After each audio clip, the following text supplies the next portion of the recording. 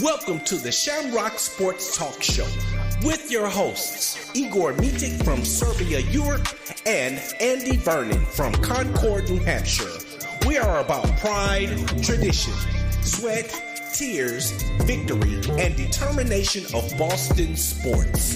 Give us a ring at 512-543-4662. Be sure to download the Try 99 TV app on any smart device and subscribe to In the Zone Sports Talk Television. The cost is $4.95. Thank you in advance for your support. Now, let's get into the Shamrock Sports Talk Show.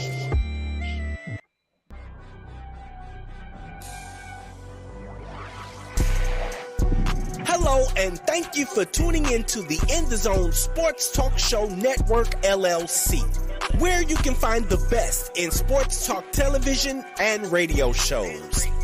Mondays, check out the Just Us Sports Talk Show from 7 p.m. to 9 p.m. Eastern Standard Time with your hosts, Kevin L. Dixon and Dana Clark.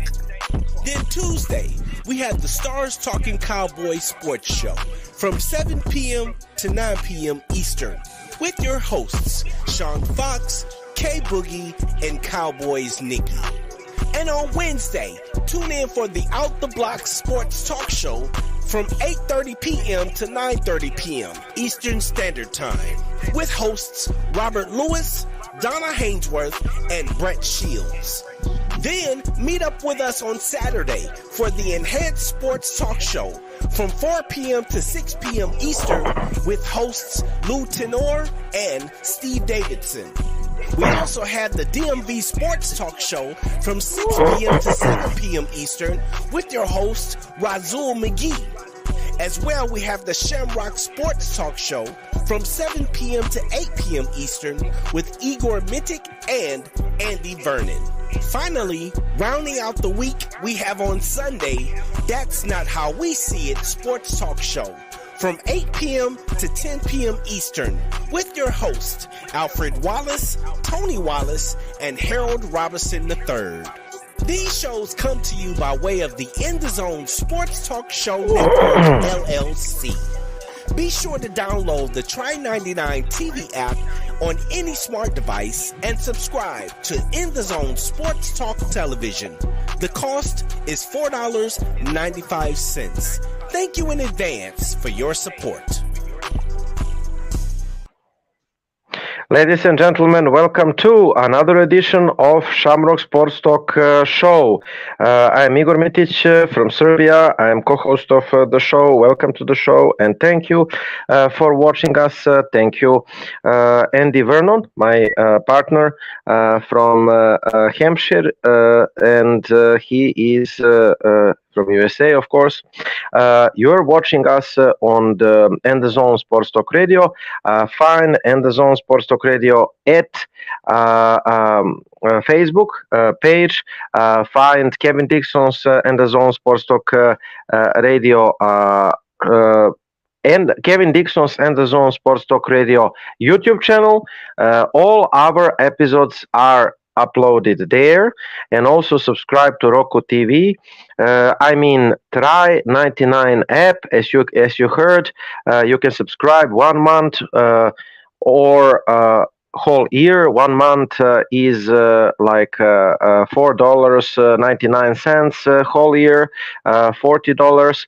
Also find Shamrock Sports Talk Show. This show on Twitter. We are on Twitter. Find us on Facebook also, and write us. Find me on Facebook, Igor Mitic. People are finding me, asking me, and Andy, our friend Kevin Ross asked me, what do I think about Miami Heat series? Well, as you all know, this is episode number 25, season 1, episode 25, by the way. So, Andy, a little more and 50, you know. So for the new show format, we can be really satisfied with this season. And by the way, I'm working on the new studio, so we will have hopefully the next year I will have the new computer and the studio. So when we talk about Miami Heat series, so Miami Heat is leading 2-0. They defeated the Celtics the two games. In Boston, the first one 123, 116, and the second one 111, 105. So last night the Celtics lost 111, 105 in one dramatical finish. Despite the losses, um, I posted, I hope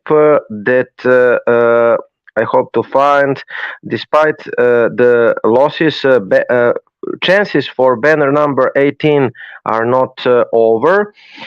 So this is one bright news, at least on the paper, Andy. We will see on the court. So in the fourth period of Boston's game 4 losses, Tatum was no-show. Brown and Mazzulla putting the Celtics in the toughest spot. So the pressure is on Boston to win. Well, it doesn't seem as though the odds are changing despite two straight losses in the TD Garden.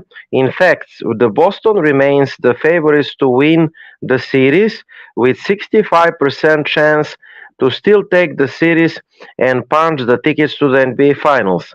According to ESPN Analytics, I don't have the picture. 65% chances for the Celtics. Before uh, the series, it was 97% Celtics and 3% Heat.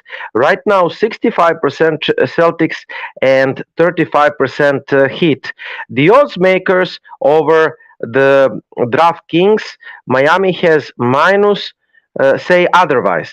The DraftKings odds maker, Miami has minus 170, minus 170, the favorites to win the series, to advance to the NBA Finals, and Boston slipped to plus 145, plus 145.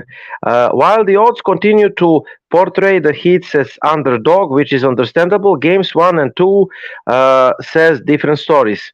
Ever since Miami dropped their first play-in tournament matchups against Atlanta, the Heat have been on the roll.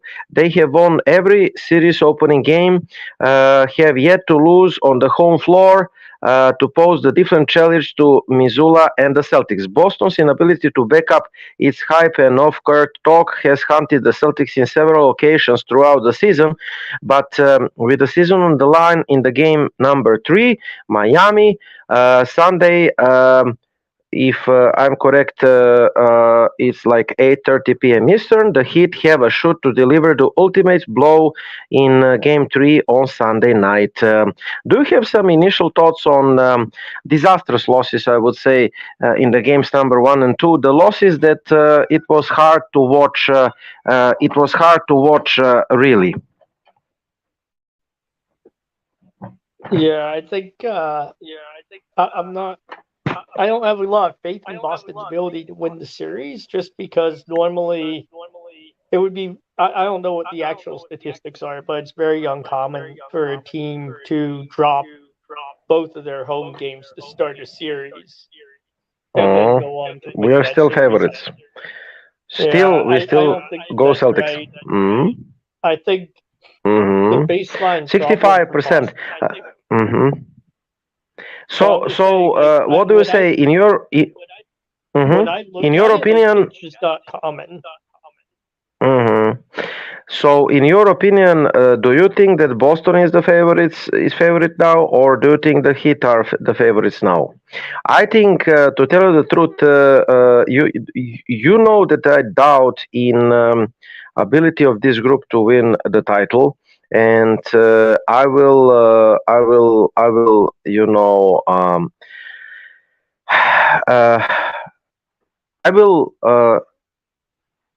say that we will see. We will see. The series is on the line, and if the Heat wins another game in Miami, now This statement is from the game number 1. The 5th time in the Jason Tatum's postseason career that he's attempted 0 field goals in the period in the first and the first this postseason, Boston Celtics. So if the Heat wins one more game, Andy, and they still have to lose, as I read, in Miami in at their home court. If they win just one game, they are up 3-1, and they're coming to the TD Garden for the game number 5 when the pressure is still on the Celtics because the Celtics have to win, and Miami proved that they can win in TD Garden. In fact, not only Miami, we have lost from Atlanta 2 games, and I was really not happy with the performance against Atlanta. We survived the Philadelphia that we should finish in maximum 6 games. They were leading 3-2. Okay, they had some good games. I'm giving them that, but we lost one game because of our stupidity in overtime. Now we are losing 0-2, and we need to tie the series to get back in the series. We are still the favorites according to ESPN. The odds makers at DraftKings saying the otherwise, but we need to say, Andy, that we need to give Miami Heat and their team the respect. I mean, I said that I believe that the Celtics will win the Philadelphia 76ers the series because I don't have faith in Doc Rivers, his ability to win the game 7. As history proved us, he lost 10 straight games 7, and he was fired. And I don't believe in ability of Philadelphia to win against Boston. Somehow it seems that Boston is having this Philadelphia's number. Well, but the thing with Philadelphia is Embiid is a talented basketball player, but he's not a very smart player. He's not a high IQ player. He's had this problem since as far back as I've watched him. He does not have the IQ to make the correct read on passes and then to deliver the pass. And that's all Boston did to defend him was they doubled Embiid and they would leave usually the cross-court option wide open. And they would basically Boston bet its entire defensive scheme on Embiid not having the basketball IQ and passing skills to make that cross-court pass. And it worked. They won doing that. That's how they won 6 and 7. So the problem is Bam Adebayo is making some of those passes. And the other thing is Boston, the defense just hasn't looked that good. And I think that's one way that Caleb Martin's been benefiting. But you can't let a guy like, what is Caleb Martin? He's like their number 3, 4 option. He's third guy from the bench. Yeah, so you can't. He's played pretty heavy minutes through the season. I would put Caleb Martin as kind of the same to Miami as Grant Williams is to us, right? Caleb, I'm wrong. Actually, he's the first guy of the bench. So last night, he plays like 32 minutes. Most from the bench. Duncan Robinson 20, Kyle Lowry 17. They playing 4-man bench with Cody Zeller like 10 minutes, but Caleb Martin is first guy of the bench. So he is sixth man, best sixth man from Miami. He's been that way all season. I think Spoelstra is just riding the hot hand. Yeah, definitely.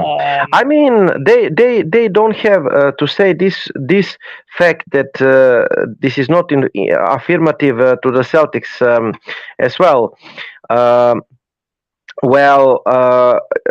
They are playing, Andy, without Vitor Oladipo, Tyler Hero, who is their starter, and Duncan Robinson is injured, and Bam Adebayo is struggling with shoulders, if I'm Yeah. correct. And Duncan Robinson is struggling with the knees, but they are playing. And Tyler Hero, he didn't start to dribble with the broken hand, as we heard. So Tyler Hero is the starter. Their best starting lineup is looking like Tyler Hero, Butler, Love, Strus, and Adebayo. But Gabe Vincent is their reserve point guard, and he stepped up. And Caleb Martin is deep down at the bench. So he's playing like the best man from the bench role. But actually, Kyle Lowry should be that, or Duncan Robinson, whatever, and Vitor Oladipo. That's their bench. So yeah, in the absence of Hero, the starting lineup is Butler, Love, Gabe Vincent, Strus, and Adebayo. Gabe Vincent last night routinely took over the game, which surprised me. He was like. I will tell you in the second. Two of six field goals. One of six field goals before routinely dribbled over Jason Tatum, if I'm correct, and scored and made another good play at the end of the game number 2. So he was one of six, and he finished with one of four for threes, 8 field goals plus 20. But Gabe Vincent 9 points, 2 rebounds, but 4 of them came in the clutch time the last night, and he finished us off. And it is really depressing, Andy, that guys like Gabe Vincent and Caleb Martin and Duncan Robinson, all of them are undrafted picks. They have, I underline, 7 undrafted picks at their roster. It is really depressing that the guys like that are clutch against us. But at the same time, this is proving that they have everything needed to be the champs.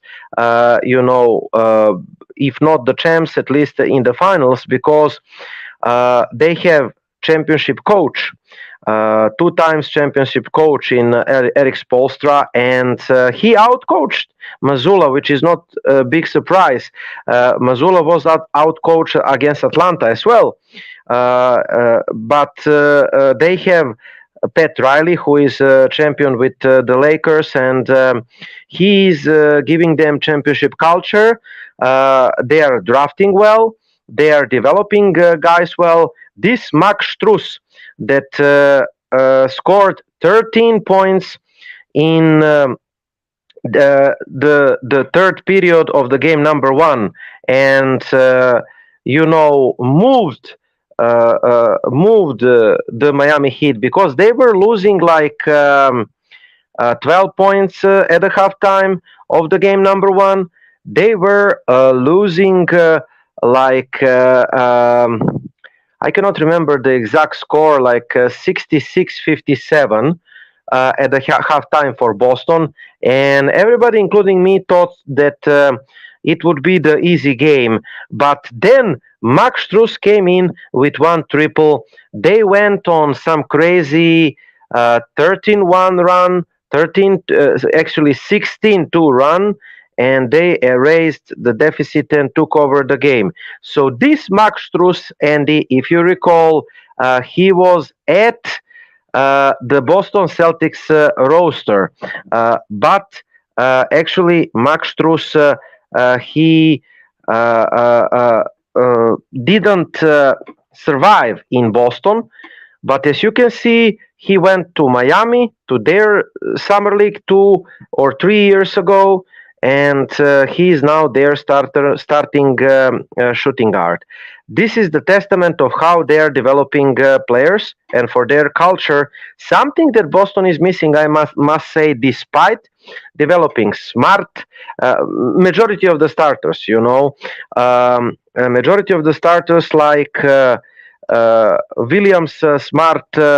Brown, Tatum, Grant Williams, and all the others. So you can say that Boston is developing the players, yes, but it feels in Boston, I told Kevin that something is missing. Something is fundamentally wrong with. Something is fundamentally wrong with the Heat's the Celtics core.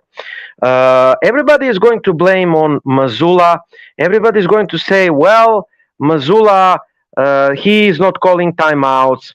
Mazzulla is not uh, giving the good starting lineup. Mazzulla is not having the solution for Miami Heat zone defense, which is the truth, by the way.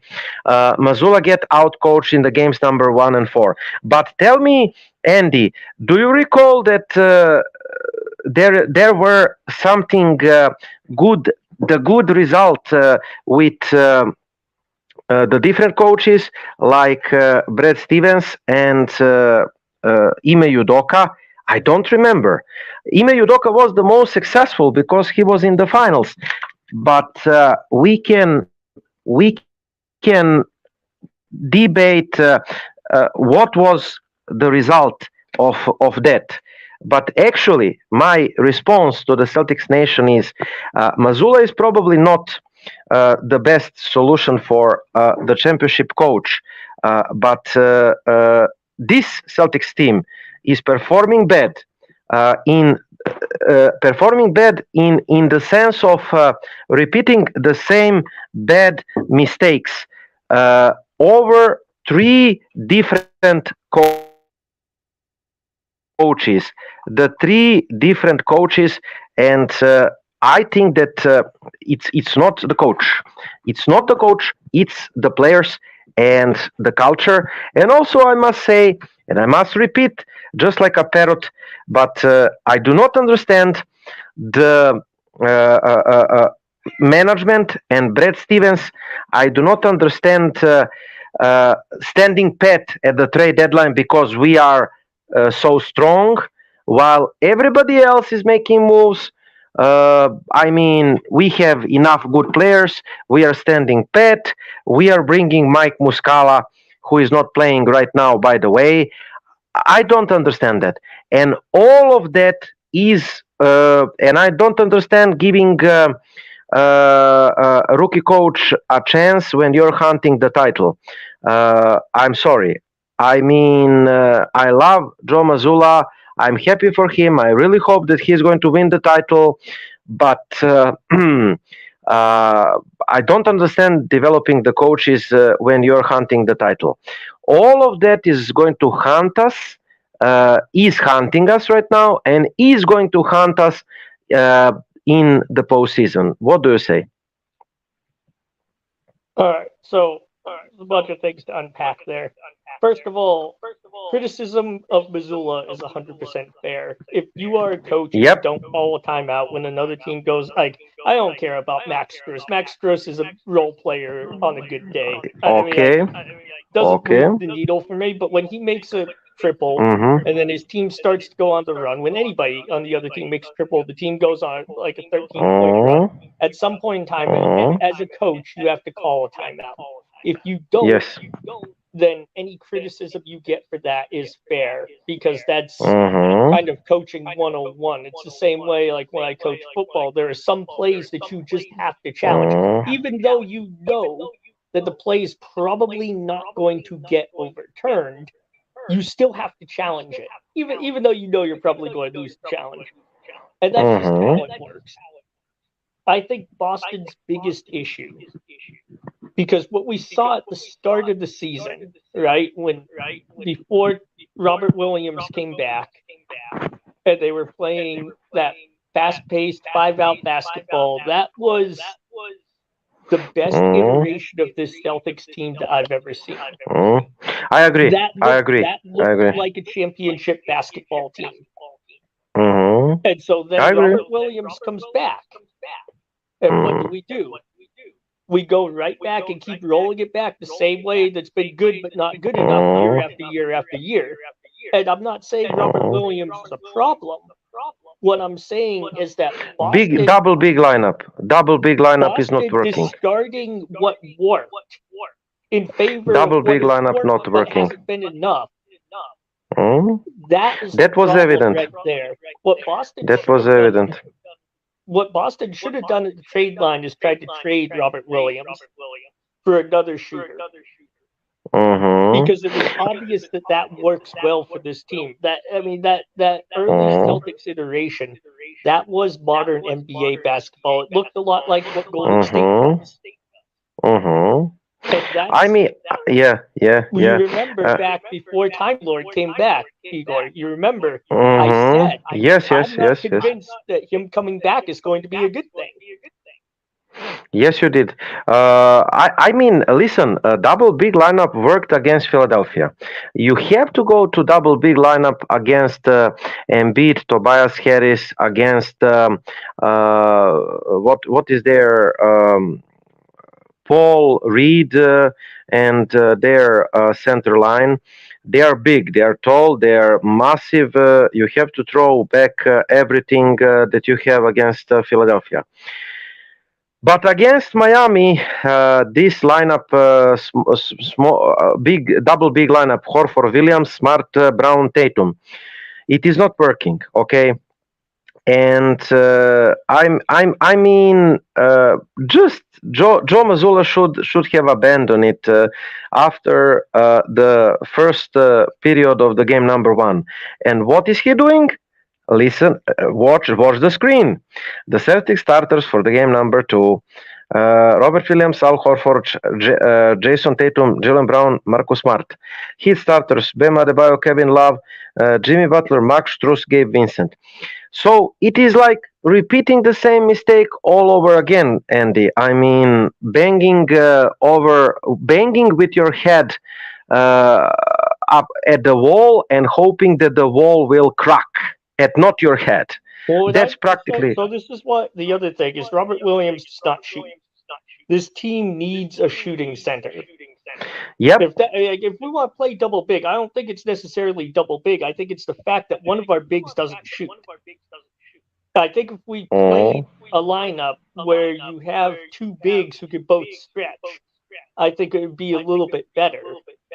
I also think that we should have kept playing Grant Williams all year in a quasi-starter, first man off the bench type of role, because Grant Williams fits into more different positions. He's a bigger guy, Grant Williams. And the guy, like, on this season, he's shooting almost 40% from beyond the arc.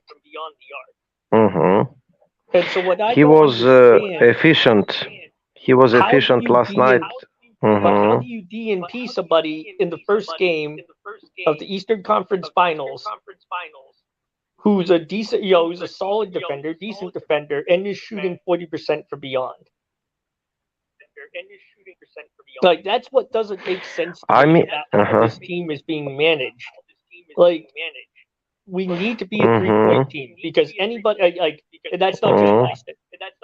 Anybody, if you want to win a title in the modern NBA, you have to be a 3-point shooting team. There is no other way to get around that.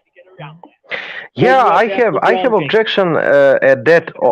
I understand, but listen. My problem with this is that we do not have the plan B, as we can see.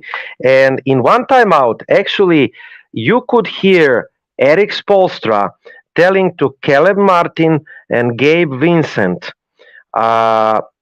this sentence, which is depressing to the Celtics, because this is true. He said, quote, he was wired at TNT. Guys, just keep on putting pressure to them at their guards. Keep on pushing pressure at the 3-point line. Because if they keep on missing the threes, they cannot defeat us. So the only way they can defeat us if they get hot. So just put the pressure at the 3-point line of the Boston Celtics, and we are going to win. And this is depressing. That brings me to my second point, which is that for a team that wants to shoot the three, we're not a very good 3-point shooting team. Our best 3-point shooters come Yes. off of our bench. Because Grant Williams is one of the best 3-point shooters on the team. And you DNP him, but you want to be a 3-point shooting. This is what I'm saying about this Celtics team. It does not make sense. There's not a logical progression where I could say, like, oh, so our team concept is we're going to be a fast-paced 5-out team. We're going to play shooters.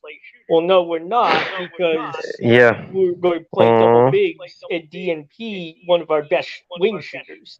And this is what I'm saying, is it doesn't make sense how this team is coached. Like, Jason Tatum is a good offensive player, but he hasn't been a good shooter this year. Not from beyond.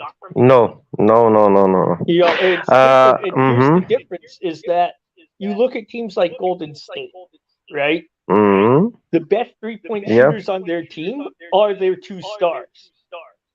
I mean, Clay a little bit less so since his injury, but you know, it's the Splash Brothers. You know, was Boston, JT and JB really are both best around the rim and in the mid-range. Their best shooting usually comes when things have been opened up more by other shooters. And this is the issue with the double big lineup. You're not spacing the floor enough with your different shooters. And so that creates a situation where teams can push more on those other shooters, Derek White, Malcolm Brogdon, or they can focus on JT or JB, keep them from getting hot. Either way, we don't really have elite shooters in our starting lineup, despite being a team that wants to shoot the three. Because who do we start? Marcus Smart? There are 2 out of 3 starters right there, Igor. 2 out of 3. One doesn't shoot the three, and the other one usually wish didn't shoot the three. I have objection about the closing lineup and starting line, as well as starting lineup as well. But not to forget, when you mentioned the shooters and the 3 points line shooting, in the game number 1, the Heat scored 16 threes and the Celtics 10. So we were outplayed plus 18 from the 3 points line. We were better from the free throw line, 22-14 in the game number 1, which is good, plus 8.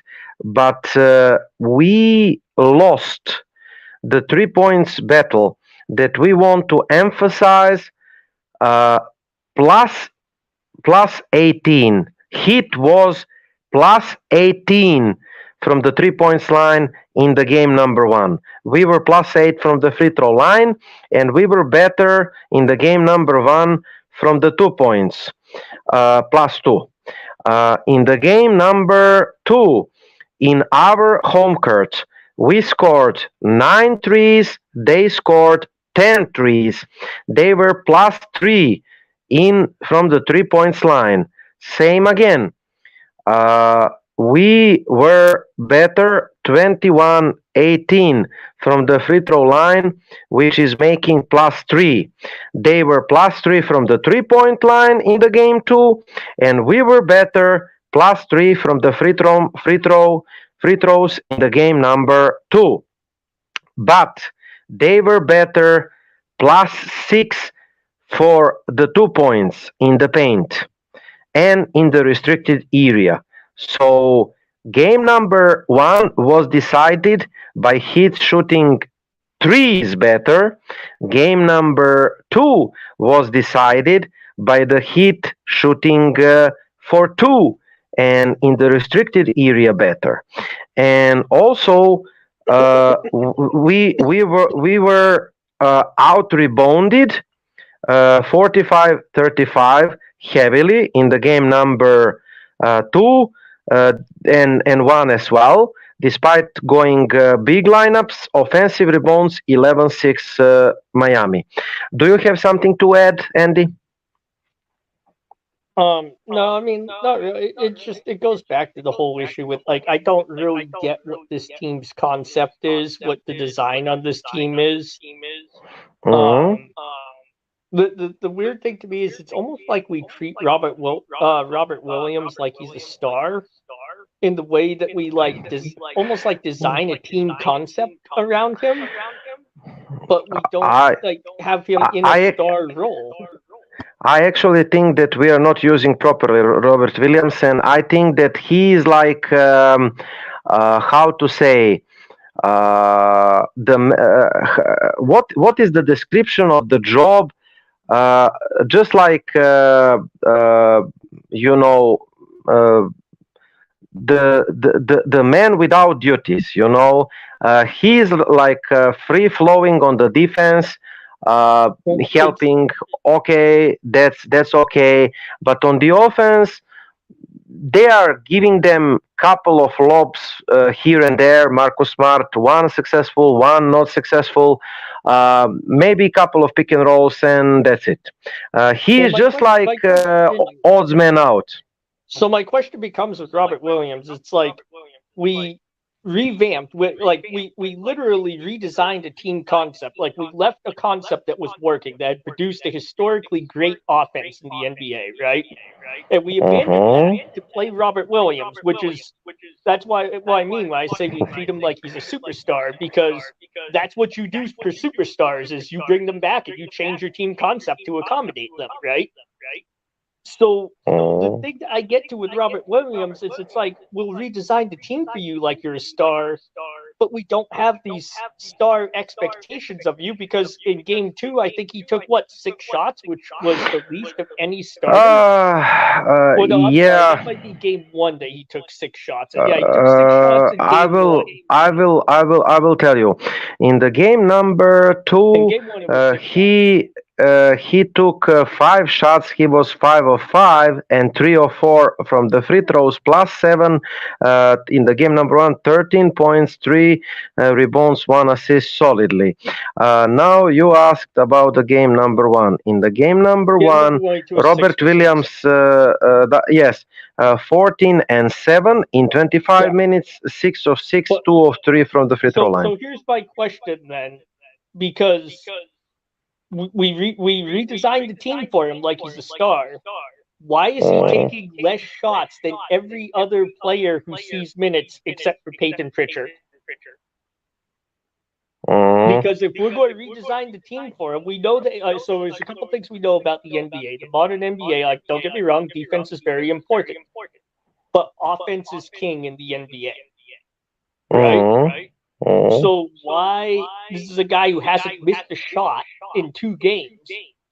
Why is he taking the fewest shots when we redesigned an offense to stick him into the lineup? Yeah, Why yeah, isn't he definitely. taking more shots? Why aren't we running more of those pick and rolls? Because Definitely. I guarantee you, you run those pick and rolls, he continues to not miss. If it's 5 shots, Eric Spolstra says, okay, whatever. He's only going to get 5 shots. So that's 10 points. We can absorb that. If Yes, it's yes, 10 yes, pick yes. and roll plays and it's We 10 heard from 10, Spolstra. what? We heard from Spolstra that he doesn't care about our centers. We heard that No, they're because we don't emphasizing. use them. Yeah, Because we don't yeah, use them. yeah. So here's the thing: he's going to say he doesn't care because Robert Williams is only taking 5 shots a game.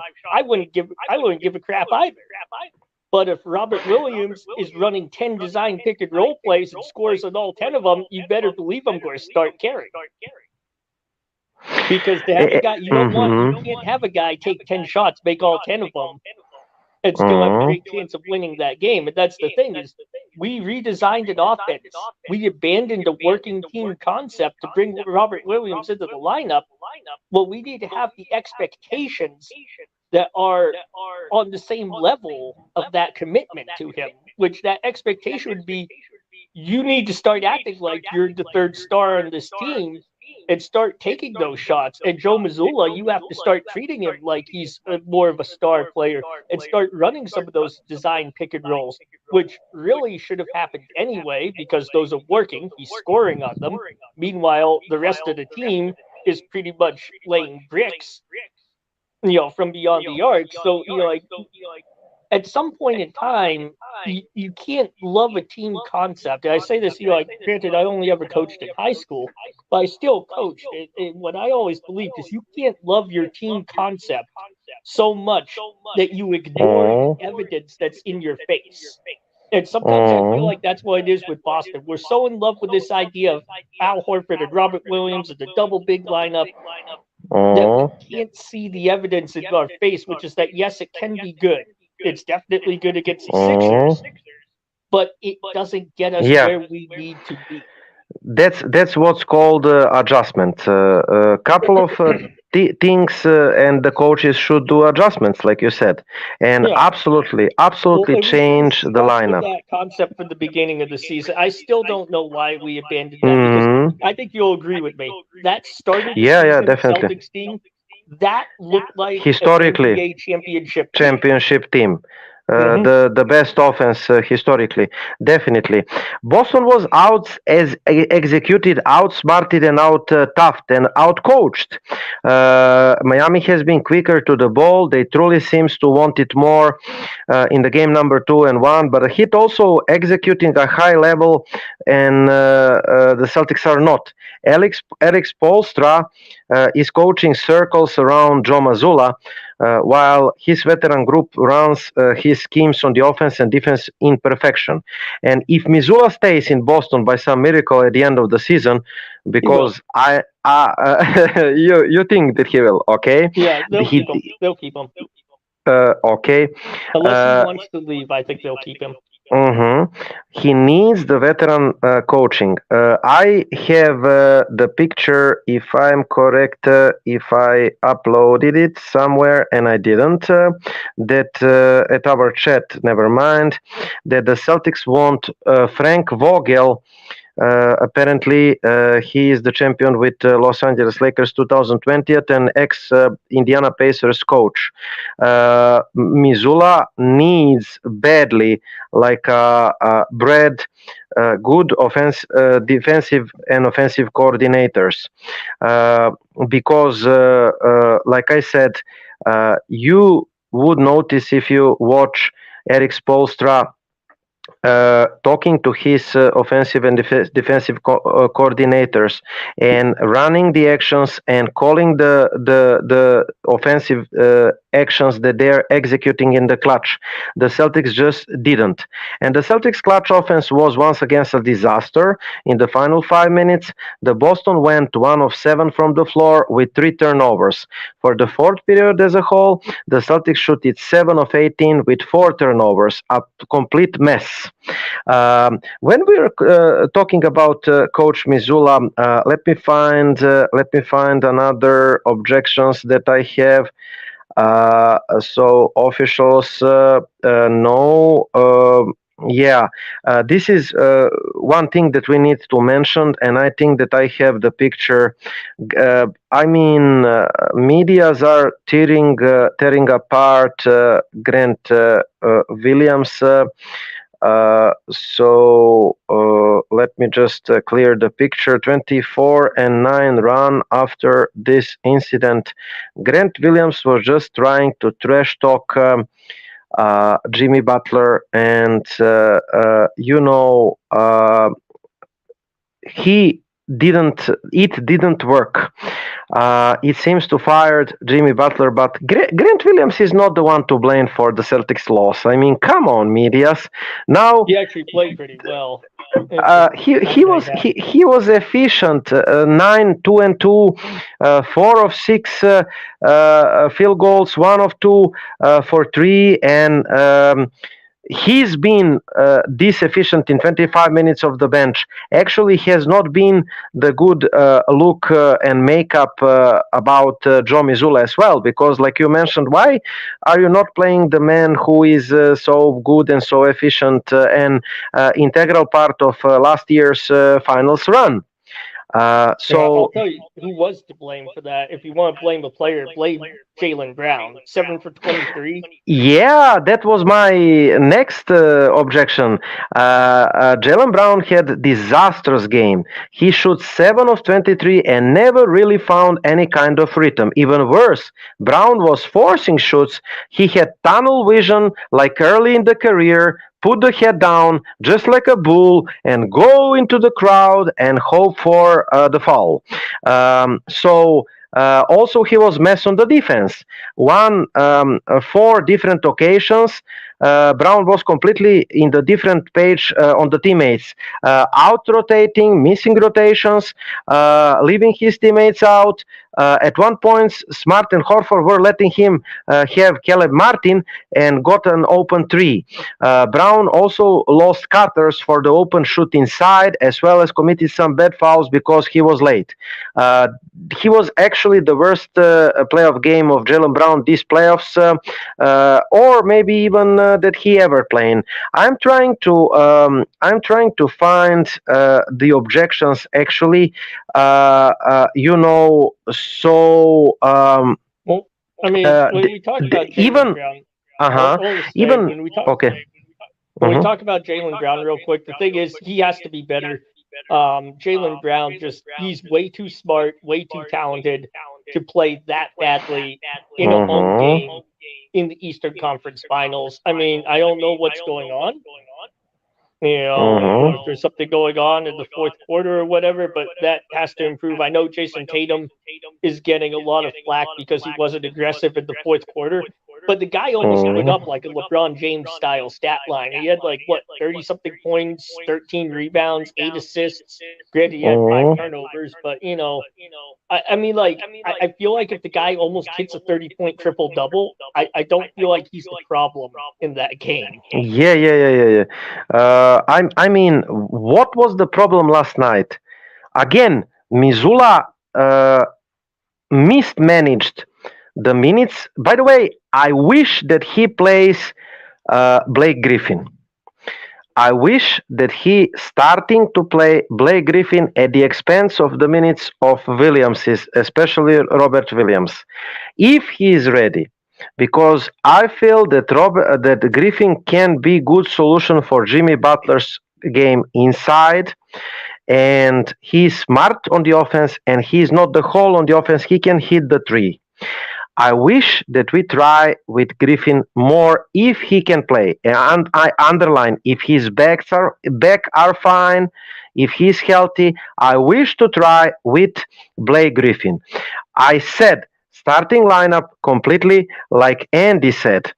I mean, I have here. Everybody's going nuts about Grant Williams, Jimmy stuff, but it's not playing the best lineup of the night uh, at starting lineup and closing lineup.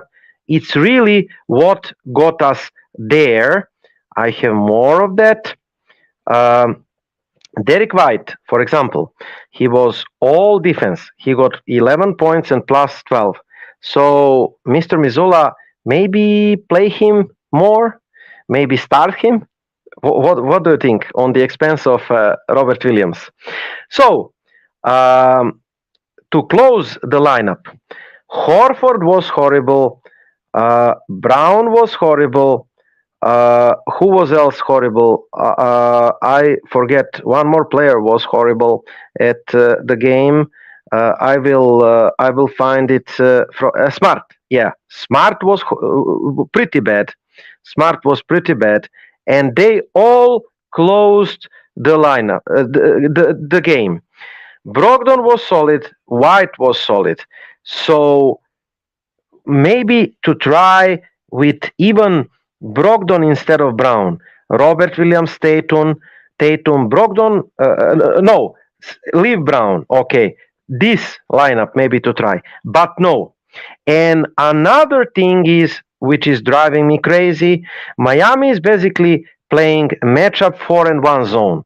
It means that 4 guys are standing in the zone 2-2, and one guy is hunting our best man, that is Jason Tatum. One man is playing man-to-man defense, and another 4 guys they are playing zone defense. So that zone disturbed the Celtics in the third period of the game number one and also the last night.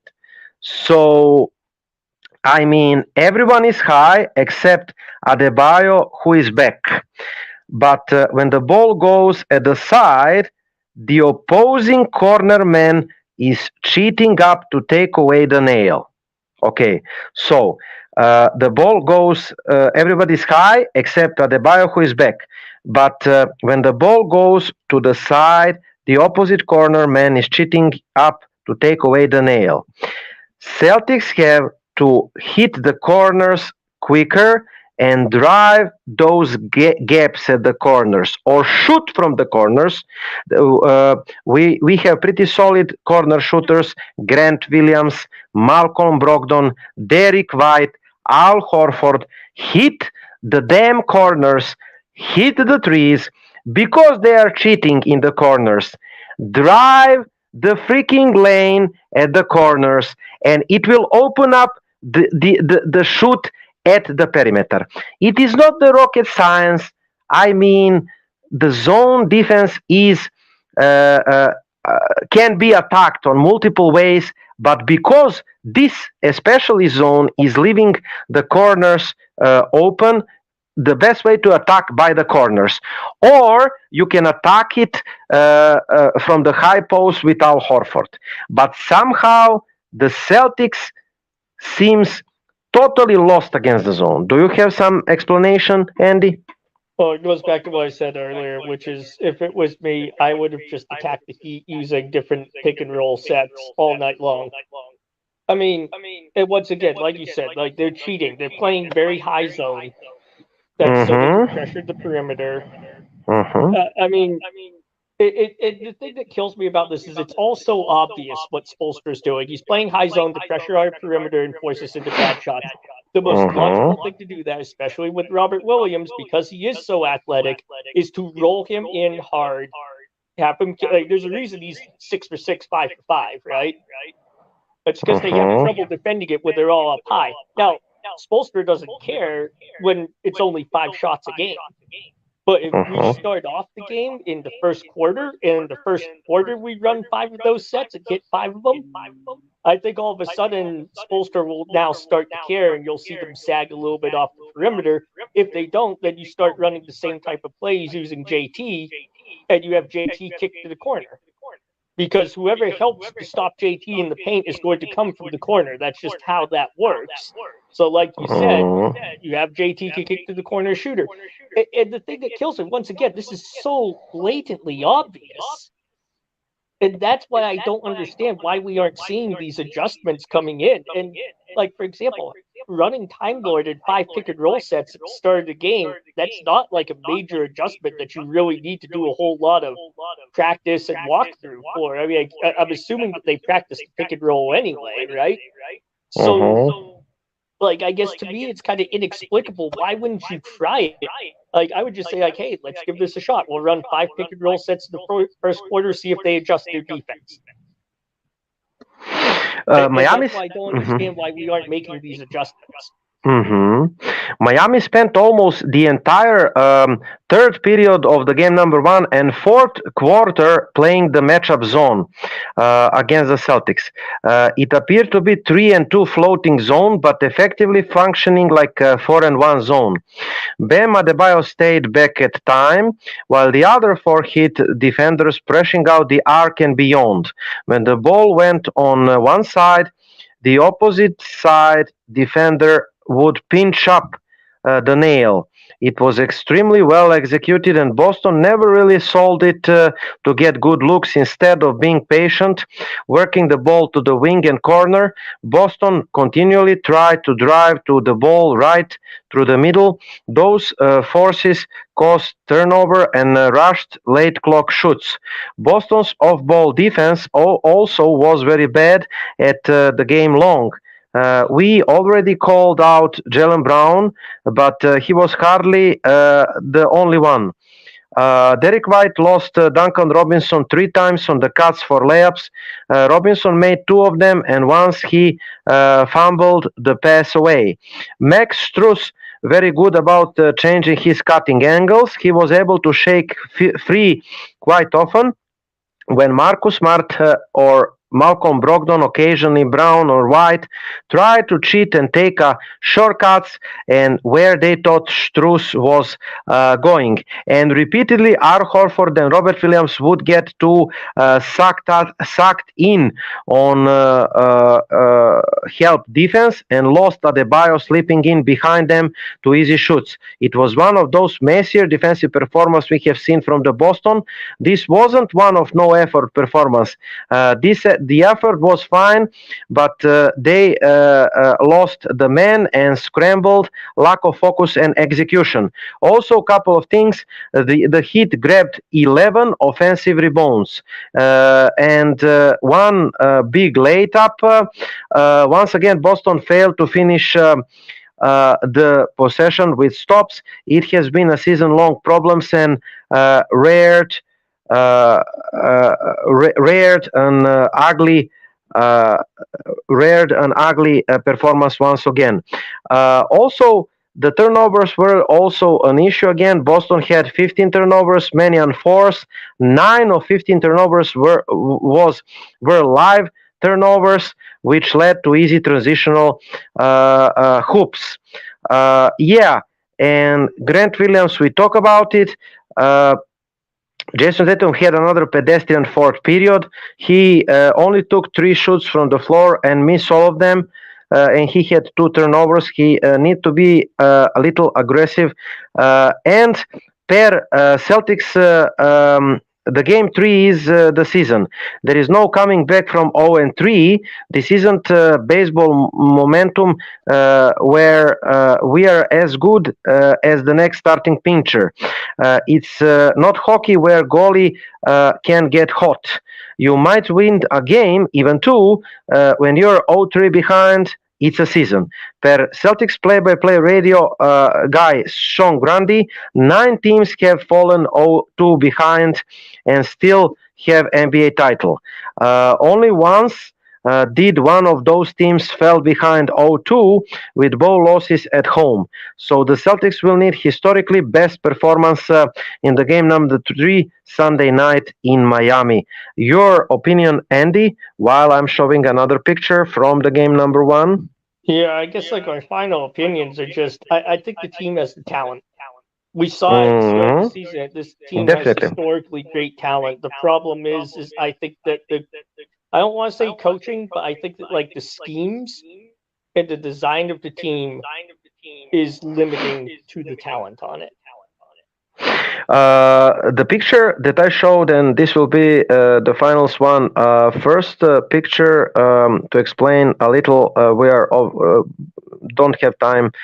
Miami as coaching adjustments, top penetration. Boston had 40 points in the paint. We were leading 66-54 at the halftime.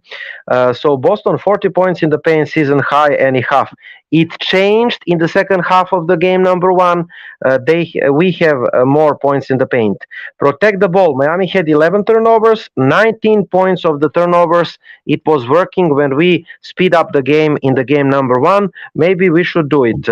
Also, which is interesting, Andy, 3-point shooting of Miami. Listen to this. Last season, they were 6th 3-points made, 3 points attempts, if I'm correct, first. This season, they are in regular season 17th and 27th, but they lifted the 3 points efficiency to 5th in both categories at the playoffs, which is incredible because they are not good shooting team. Do you believe it? And this would be the last. I think they're getting good looks. I think Spoelstra's offense is generating the looks, and Boston's kind of playing right into it by sacking off some of these shooters. There's not a lot of good shooters on contested 3-pointers in the NBA, but I would argue most players in the NBA can knock down uncontested 3-pointers, and we're giving them too many uncontested ones. Kudos to Spoelstra. That was it. That was season episode number 25. Hope that the next time when we talk, we will talk about the 3 Celtics victories. Again, The Celtics are a better team. The Celtics are still the favorites. The Celtics have more talent than the Heat. The Celtics should be in the finals. Will they be in the finals? It depends on coaching staff, on the effort. Can we make adjustments that we talk about? And fingers crossed for the Sunday, the season in on the line Sunday. No returning from 0-3. Must-win game Sunday. Go Celtics. Igor and Andy will be with you the next Saturday night, as always, 7 p.m. Eastern. So, Andy, good night, and thank you for contribution, and go Celtics. Have a good one. Have a good night. Thank you for listening to the Shamrock Sports Talk Show. We're here every Saturday from 7 p.m. to 8 p.m. Eastern Standard Time. We are the best 4-leaf lucky show in the area. This show comes to you by way of the In the Zone Sports Talk Show Network, LLC. And be sure to download the Try99 TV app on any smart device and subscribe to In the Zone Sports Talk Television. The cost is $4.95. Thank you in advance for your support.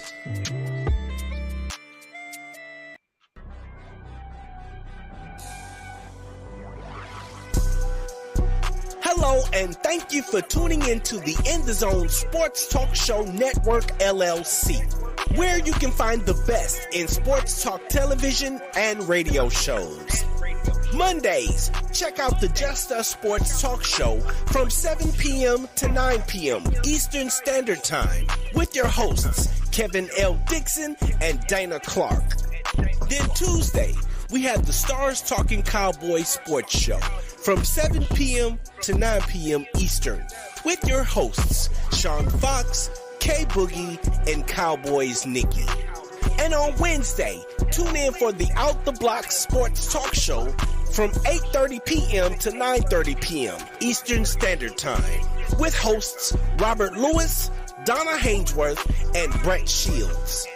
Then meet up with us on Saturday for the Enhanced Sports Talk Show from 4 p.m. to 6 p.m. Eastern with hosts Lou Tenor and Steve Davidson.